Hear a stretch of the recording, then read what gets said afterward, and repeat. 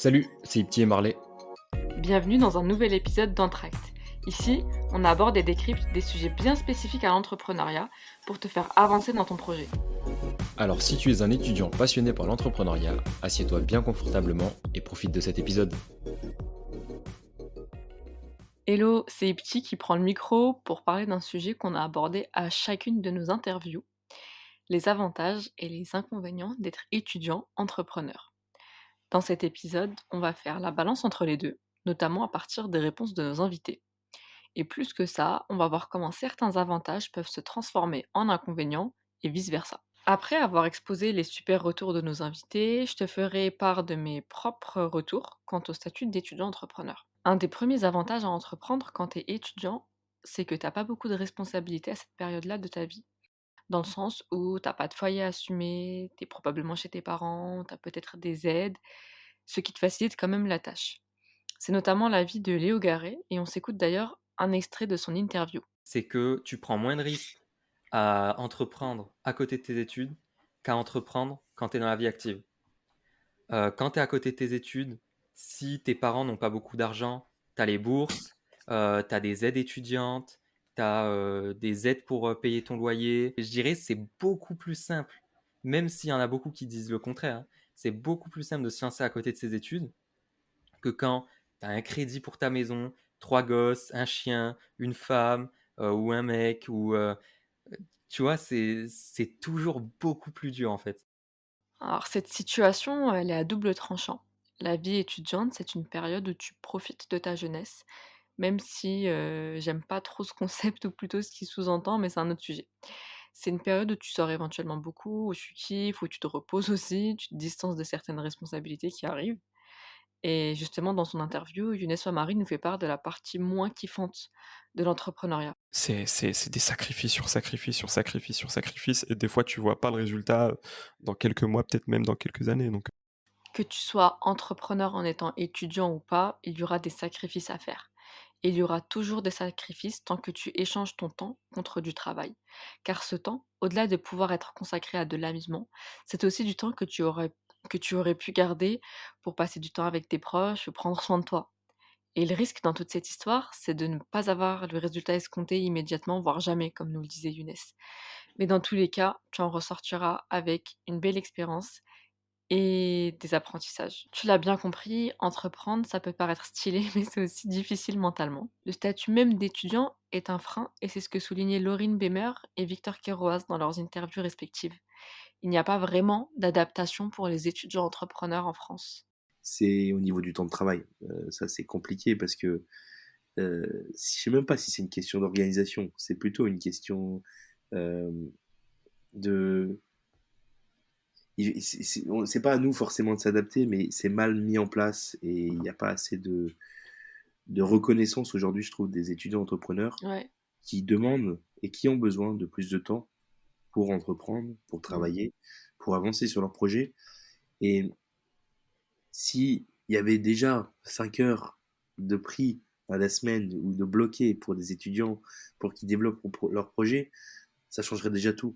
Mais cet avis est à prendre avec des pincettes car, comme on a pu le voir avec Vincent, il existe des formations, des masters qui consacrent une partie de leur volume horaire à la création de projets entrepreneuriaux et à l'accompagnement de ceux-ci. Si tu veux en savoir plus, je t'invite à écouter l'interview de Vincent Ego, qui est le premier format entre nous du podcast. Donc entreprendre, ça te fait grandir sur différents volets, de différentes manières. Et une fois de plus, c'est Younes Ouamari qui nous l'expliquait très clairement. mais je pense que c'est de la maturité. Tu apprends énormément parce que tu t'intéresses à plein de sujets différents en fait.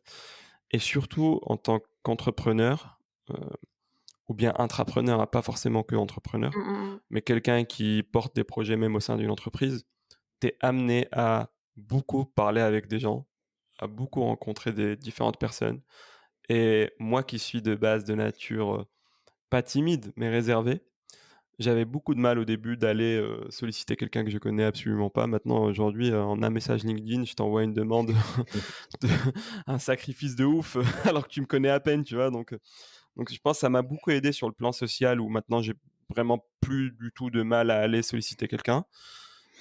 Après la maturité aussi sur, la façon de réfléchir et en fait, aujourd'hui, quand tu entreprends, comme tu es amené à rencontrer pas mal de personnes, tu es rencontré à rencontrer pas mal de modes de vie, de caractères et en fait, tu apprends à t'adapter. Tu apprends surtout une chose, c'est la vie est peace, c'est bon. Mais de ce super avantage découle aussi un inconvénient.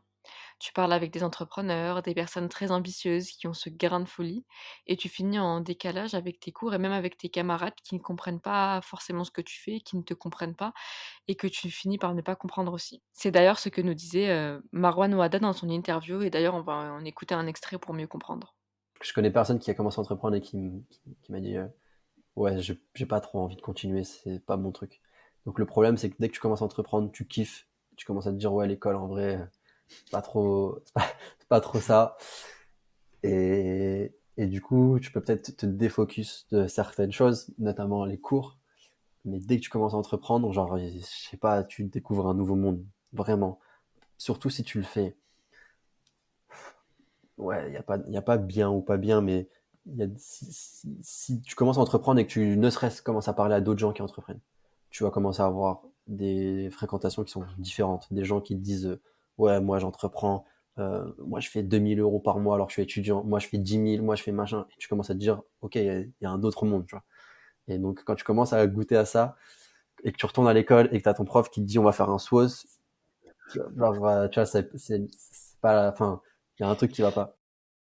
Et en même temps, aller en cours et voir tes camarades, c'est ce qui te permet de garder une vie sociale un minimum et de ne pas t'enfermer dans tes activités et dans ta bulle. C'est ce que nous précisait quand même, Laurine dans son interview. Donc on va s'en écouter aussi un extrait. Bah, l'avantage, c'est que tu te coupes pas de la vie sociale. Et ça, c'est hyper important parce que quand tu es entrepreneur, bah, tu es tout seul. Enfin, en général, tu commences tout seul ou alors à deux.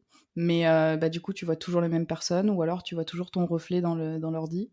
Et c'est un peu compliqué parce que quand tu es coupé du monde et que tu es seul, je sais qu'il y a des gens qui n'ont pas la chance d'avoir leurs parents derrière ou leurs amis qui les boostent.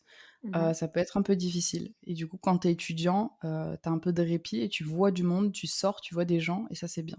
Je rebondis sur ce passage de Laurine pour dire que c'est important de garder le lien avec des gens qui ne sont pas vraiment entrepreneurs, et ce pour différentes raisons. Premièrement, ça te permet de garder les pieds sur terre et d'éviter de t'enfermer dans une bulle. Deuxièmement, tu vas avoir besoin de moments où tu peux complètement décrocher de tes projets, et justement, être entouré de personnes qui n'ont rien à voir avec l'entrepreneuriat t'aidera grandement. Enfin, ne crois pas qu'être entouré uniquement d'entrepreneurs sera ce qui te fera le plus grandir dans ton business. Ton ouverture d'esprit et ton ouverture au monde et aux gens, par contre, pourront faire la différence. Pour moi, l'avantage principal d'entreprendre depuis un moment, c'est que cela m'a permis de définir mon identité professionnelle, mes valeurs professionnelles, de me professionnaliser aussi, car c'est une expérience professionnelle que tu te crées et une ligne supplémentaire sur ton CV. Ça m'a permis d'ouvrir mon esprit sur le monde professionnel, mais aussi d'affiner mes attentes pour ma carrière pro. En gros, ça m'aide à définir ce que je veux et ce que je veux pas. L'autre gros avantage, c'est le kiff. Au cours ou au taf, on t'impose pas mal de choses, mais là, c'est toi le pilote. Il y aura forcément des choses plus agréables que d'autres, mais ça reste par analogie ton avion. Le côté moins kiffant de l'entrepreneuriat, c'est le fait de devoir parfois te confronter à tes peurs. C'est aussi un avantage parce que tu repousses tes limites et tu sors de ta zone de confort, mais encore faut-il y arriver. Perso, ça m'a permis d'identifier mes peurs, et dans mon début de cheminement dans l'entrepreneuriat et aussi dans le salariat, je vais pas cracher dans la soupe, hein, je sens que, je repousse petit à petit mes limites et que je sors carrément de ma zone de confort. L'autre inconvénient, c'est de devoir s'organiser à H24. Tu laisses très peu de place à l'imprévu, car tu sais que dans tous les cas, il viendra toquer à ta porte. Tu dois être carré dans ce que tu fais, sinon tu te rajoutes juste une charge mentale, et en plus ton travail risque de ne pas être propre. Et c'est ça l'avantage d'être à 2 entrepreneurs avec Marley. On est libre et en même temps on a un engagement l'un envers l'autre qui nous permet d'avancer main dans la main et d'éviter de procrastiner au risque de mettre l'autre dans une situation inconfortable. Par la même occasion, et la grosse révélation, j'ai quand même pas mal, procrastiné sur le podcast ou alors laissé les choses à la dernière minute parfois, ce qui me ressemble pas du tout. Et en fait, ça m'a juste appris à travailler dans l'urgence, chose que je ne faisais pas avant et que surtout je ne savais pas faire. D'ailleurs, pour l'anecdote, l'épisode d'Entracte, 10, le 10e épisode, pourquoi est-il important de s'organiser et de prioriser? Bah, j'avais complètement oublié de le préparer. Pour moi, sa date était plus loin et j'avais encore le temps de le faire, donc je procrastinais un peu. Sauf qu'un rapide check-up le dimanche après-midi m'a fait déchanter. J'ai finalement tout plier en une après-midi. Ce qui d'ailleurs me permet de te dire que un épisode comme ça de 8 minutes, ça prend 3 heures à produire. De l'écriture à la relecture par Marley. D'ailleurs, merci pour ta disponibilité ce jour-là. En passant par le montage, l'écoute, la publication, ainsi que la rédaction de la description et des différentes, publications à destination des réseaux sociaux. Donc voilà pour l'anecdote. Et voilà aussi pour ce qui est des avantages et des inconvénients d'être étudiant et entrepreneur. Cet épisode, il a pour but ni de décourager, ni de glorifier l'entrepreneuriat, mais plutôt de dresser un portrait réaliste de ce statut. On se dit à bientôt. Si tu es arrivé jusque-là, c'est que l'épisode t'a sûrement plu. On est des fans de feedback, alors mets-nous un message en commentaire ou sur nos réseaux sociaux pour nous dire ce que tu en as pensé. Et si l'épisode t'a vraiment plu, n'oublie pas de nous mettre les 5 étoiles ou liker sur ta plateforme d'écoute. Ça nous aidera à avoir plus de visibilité. À bientôt pour un prochain épisode.